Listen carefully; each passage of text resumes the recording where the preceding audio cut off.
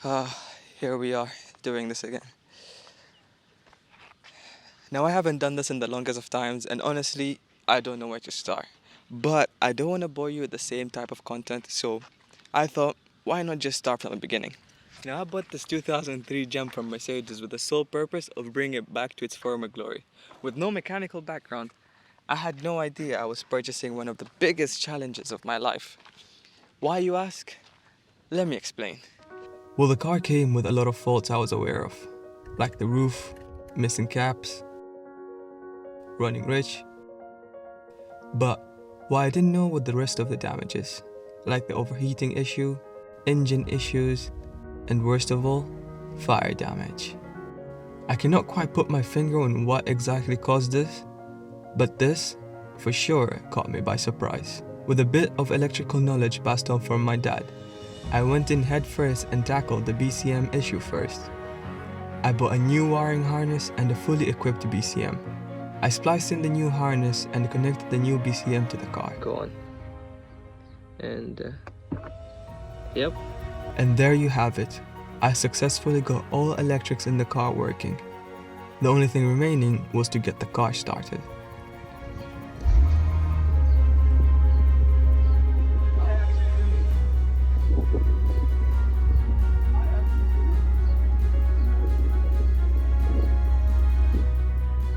Now you're up to date, I think it's only fair we start tackling all the other stuff. And trust me when I say this, make sure to subscribe because you won't want to miss this. Let's do it. Now I have a list of things I want to tackle, but I want to make sure that the car is drivable for more than 15 minutes without needing to turn it off. With the electrics all done, I think it's about time we start working on the overheating issue.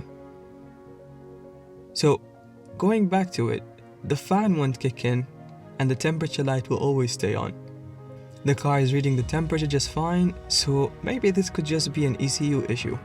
So I pulled out the ECU, which was just under the hood on the driver's side SAM. For those who don't know what a SAM is, it's just a fuse box, but Mercedes decided to call it a SAM. And there you have it. The ECU is corroded. And this might just be the culprit. With that being said, I think it's time we start cleaning up the corrosions from the ECU. I got myself some electrical cleaner and started spraying away. It did start cleaning up, but this stuff was embedded in there and was not coming out at all. Fear of damaging the pins while agitating, I got a copper wire which was essentially weaker than the material used in the pins and got to scraping. After a few minutes of scraping, it was nice and clean. Since I had the ECU out already, I thought it would be better to open it up and see if there was any burnt capacitors or if there was something unusual in there. So I got to working. The ECU is held in by a few bolts. All you have to do is just set them loose and separate the cover from the module. I can't lie, this looks cleaner than expected. After a quick inspection, nothing seemed out of the ordinary. But sometimes these capacitors can melt from the inside and you wouldn't even notice. I don't recommend this as this could be toxic, but one of the ways of finding out if they were burnt is to give it a small whiff and you could probably smell the residual burn. Mine didn't have that, so I decided to put it back together. Nothing complicated, just repeat the process in reverse. You still following? Good, let's keep it going. Next step is putting the ECU back in place, and putting it back is so much easier as you just have to snap the clips back in place. And don't worry about misplacing the connectors as they will not fit in a different slot. With the ECU back in place, the quickest way to see if there's any progress is to plug in the OBD2 scanner. A little context here, I bought an OBD scanner that will scan every single module but the ECU, so I'm hoping the corrosion was what was affecting it. So I plugged in the OBD scanner and nothing. Literally nothing. Now it's back to the drawing board. So I had to think about it. The car will start. Even though it's misfiring, but it will still start. I can read the temperature, the revs are reading just fine, and heck, the car is even moving. If the ECU was not working, this thing would not even engage. It's like saying I have brain damage, but I'm running just fine. So I started Googling some symptoms, and you won't believe it when I say it, but Google said I might just have cancer. Why am I laughing at my own jokes? Okay. In all seriousness, everything was... Okay. Serious. Serious. In all seriousness, everything was directing me towards a blown head gasket. Yup, this is scary.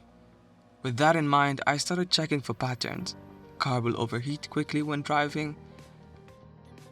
White milky muck in the coolant reservoir. And a lot of smoke coming out of the exhaust. I'm both excited and scared at the same time, but I guess we're doing a head gasket job. As I said, I'm excited and terrified, and at the same time, I'll see you in the next episode where we start tearing the engine apart. I don't know what I'm doing, but I can for sure say, at least I tried.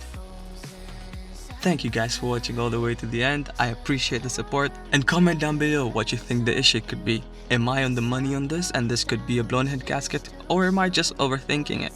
Put your comments down below and make sure to subscribe and give it a like. The support really helped me out. And I'll see you guys in the next one. Peace out.